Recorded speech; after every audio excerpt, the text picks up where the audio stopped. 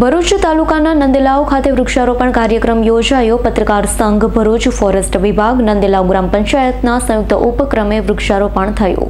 દેશ અને દુનિયામાં જળ, જમીન, હવામાં થતા વિવિધ પ્રદૂષણ થકી પૃથ્વી ગોળાનું તાપમાન એકંદરે વધી રહ્યું છે।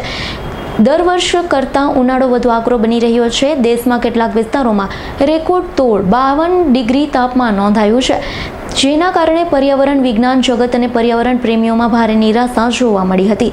પૃથ્વી પર પર્યાવરણને સમતોલ કરવા વધુ વૃક્ષની જરૂરિયાત છે।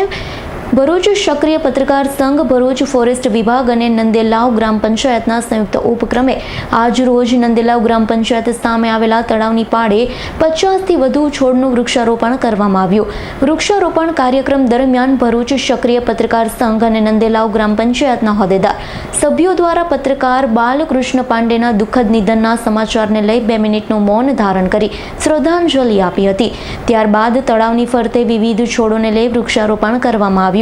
ગામના મહિલા સરપંચ લક્ષ્મીબેન ચૌહાણે જણાવ્યું હતું, તમારી આસપાસ રહેલ વૃક્ષોને પોતાનું એક બાળક સમજી તેનું જતન કરવું જોઈએ, કારણ કે આ જ વૃક્ષ તમારા બાળકોને સ્વસ્થ જીવન માટે પૂરતું ઓક્સિજન આપે છે। ડેપ્યુટી સરપંચ નીરુબેન આહિર, સોરઠની સિંહણ પત્રકાર।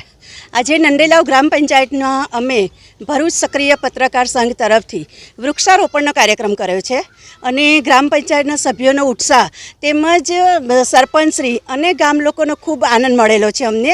સાથે સાથે ગયા વર્ષે પણ જે અમે વૃક્ષારોપણ કર્યો હતો અને એનો નજારો તમે સૌ લોકો જોઈ રહ્યા છો। તો વૃક્ષારોપણનો કાર્યક્રમ ખરેખર દેશ હિતમાં ખૂબ સારો છે। જેવી રીતે જીવન જીવવા માટે હવા, પાણી અને ખોરાકની જરૂર પડે છે, તેવી જ રીતે આપણી આબોહવાને શુદ્ધ કરવા માટે, ઓક્સિજન કરવા માટે વૃક્ષારોપણની પણ જરૂર પડે છે।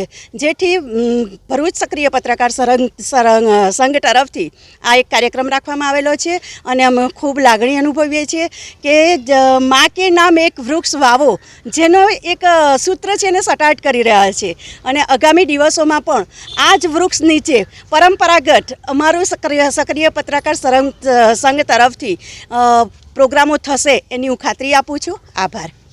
રિયાઝ પટેલનો રિપોર્ટ, S9 ન્યૂઝ ભરૂચ। અમારી તમામ માહિતીથી અપડેટ રહેવા માટે જોડાયેલા રહો S9 ન્યૂઝ સાથે।